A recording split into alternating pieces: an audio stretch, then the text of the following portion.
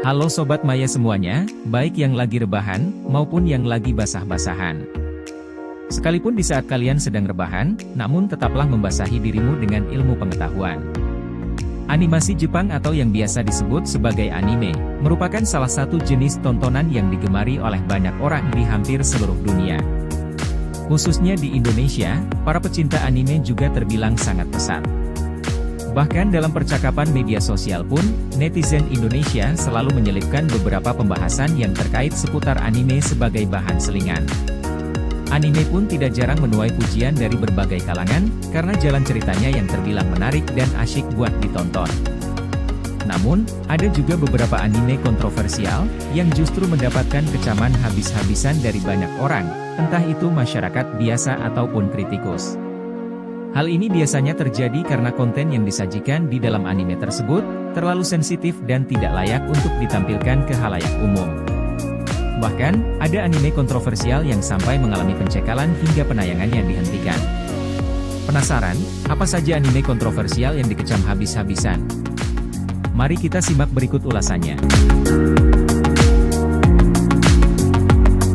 The Rising of the Shield Hero.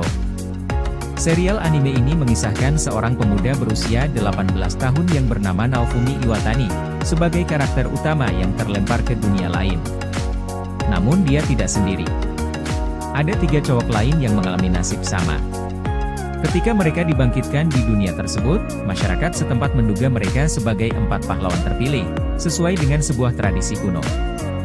Sama seperti Goblin Slayer, anime The Rising of the Shield Hero, alias Tate no Yusha no Nariagari, juga memicu amarah penonton pada saat episode pertamanya ditayangkan, terutama untuk penonton di wilayah Amerika Utara. Hal tersebut terjadi saat Princess Malty menuduh Naofumi Iwatani telah melakukan pelecehan seksual terhadapnya. Pada akhirnya, Naofumi pun diusir dari kerajaan, meskipun tuduhan tersebut hanyalah tipu daya dari Princess Malty. Penggambaran situasi tersebut pun mendapatkan kecaman oleh sekelompok orang di wilayah Amerika Utara, terutama mereka yang menjadi bagian dari gerakan Me Too. Pasalnya, adegan tersebut dianggap menyepelekan gerakan mereka, serta membuat orang menjadi tidak percaya lagi dengan korban pelecehan sesungguhnya.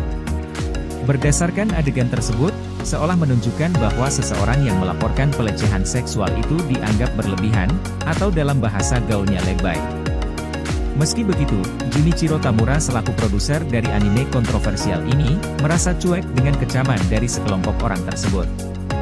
Sebab, di Jepang yang menjadi tempat The Rising of the Shield Hero, digarap tidak terjadi kontroversi apapun, sehingga tetap menggarap anime tersebut masih dalam batas kewajaran dan normal untuk dipertontonkan.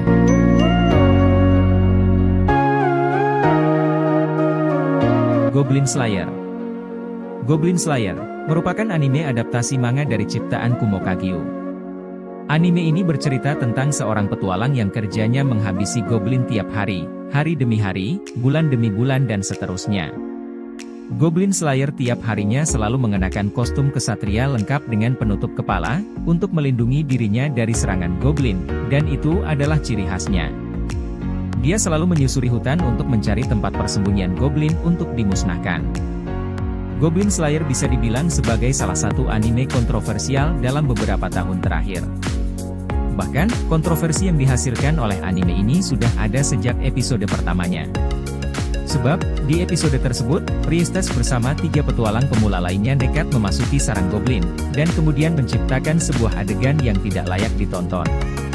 Pasalnya, pada momen tersebut sejumlah karakternya dibantai habis-habisan dan ada yang dimutilasi. Lalu, karakter cewek yang turut berada di adegan tersebut juga dihajar oleh para goblin, sebelum akhirnya diperkosa secara beramai-ramai. Adegan tersebut pun kemudian mengundang amarah penontonnya, apalagi target penonton dari sang pembuat film, akan memberikan Goblin Slayer dalam klasifikasi penonton 13 tahun ke atas atau bimbingan orang tua.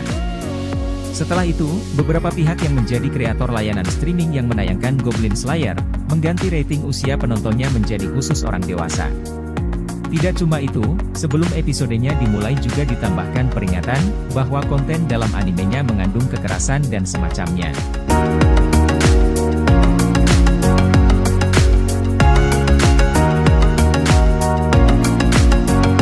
Darling in the France.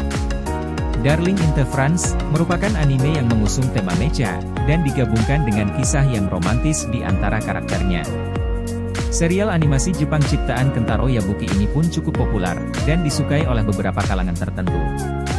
Buktinya, Darling in the France berhasil meraih posisi kedua sebagai anime televisi terbaik pada ajang penghargaan Newpie Anime Award. Namun, hal tersebut nyatanya tidak lantas membuat Darling in the France keluar dari daftar anime kontroversial. Pasalnya, terlepas dari tema mecha yang diusungnya, ada sejumlah adegan yang menjurus ke arah seksual, dan tidak layak buat ditampilkan di televisi publik. Hal ini bahkan, sampai membuat Darling in the France mengalami pencekalan di wilayah Tiongkok. Kontroversi yang dihasilkan oleh Darling in the France pun tidak berhenti sampai situ saja. Soalnya, produser hingga pengisi suara dari karakternya, sempat menerima ancaman pembunuhan di media sosial dari penonton, karena salah satu episode anime ini. Padahal, di episode tersebut tidak ada hal berbau seksual sama sekali, melainkan hanya kerumitan hubungan percintaan yang dialami oleh para karakternya. Apakah mungkin kisah atau cerita yang diangkat dalam anime ini, kebetulan sama dengan kisah atau cerita hidup seseorang? Sehingga beberapa orang yang berkaitan tersebut dianggap menyinggung kehidupannya. Meskipun banyak mengalami kontroversi dan kecaman, film ini tetap dikatakan sukses dalam pembuatannya.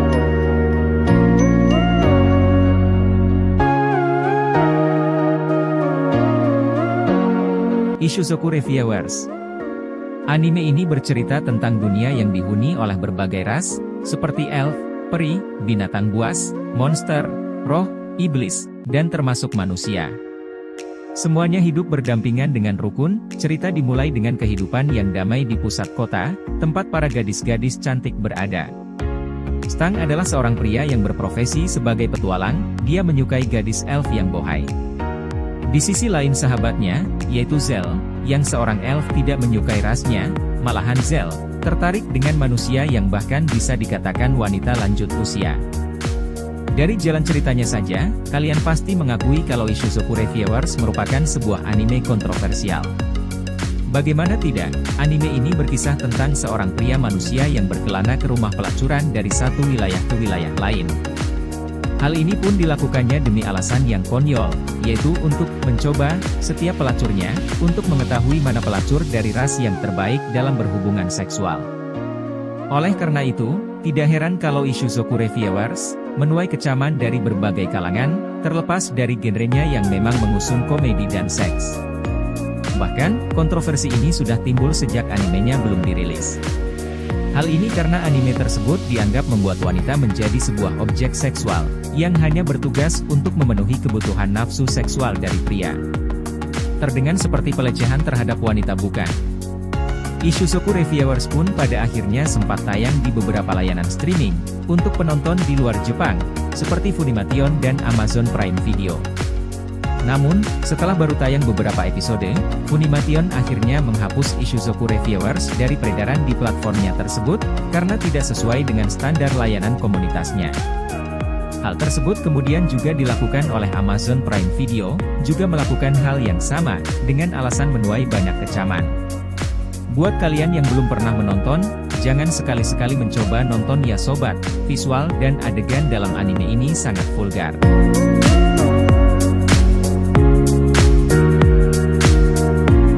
Sword Art Online, Alicization. Sword Art Online adalah serial anime Jepang tahun 2018, yang diadaptasi dari seri novel ringan dengan judul Alicization, yang ditulis oleh Reiki Kawahara dan diilustrasikan oleh Abek, disutradarai oleh Manabu Ono. Anime ini kisahnya dimulai dari Kazuto Kirigaya atau Kirito, yang direkrut untuk membantu dalam menguji mesin full dive eksperimental, semacam mesin untuk memasuki dunia lain, atau dunia maya realitas virtual, yang dibuat dengan paket The yang mana dalam dunia tersebut, aliran waktu berlangsung 1000 kali lebih cepat daripada di dunia nyata. Sword Art Online, Alicization, menjadi salah satu daftar anime yang populer di dunia. Bahkan, Sword Art Online cukup menjadi inspirasi dari novel Ready Player One, yang kemudian diadaptasi menjadi film layar lebar. Namun, hal tersebut lagi-lagi tidak membuat Sword Art Online terbebas dari yang namanya kontroversi. Hal ini terjadi pada episode 10 dari musim ketiga animenya, yang mengusung judul Sword Art Online, Alicization. Pada episode tersebut, Tiese dan Ronye diperkosa oleh tukang resek di sekolahnya, sebagai sebuah pesan bagi Eugeo supaya tidak macam-macam dengan mereka. Eugeo tidak berkutik, dan hanya bisa menyaksikan kedua temannya tersebut berteriak memilukan, karena diperkosa oleh para tukang resek. Tentunya, adegan tersebut memberikan pengalaman yang buruk bagi penontonnya, apalagi mereka yang pernah berada di situasi tersebut. Hasilnya, adegan tersebut mengalami penyensoran ketika ditayangkan di sejumlah layanan streaming karena dianggap traumatis.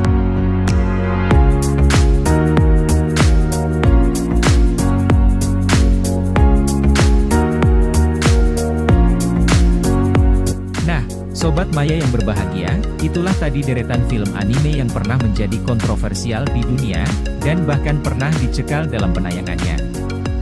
Jika di Indonesia bagaimana ya? Apakah Komisi Penyiaran Indonesia juga akan menyekal film-film anime tersebut? Bagaimana menurut kalian Sobat Maya? Silahkan berkomentar.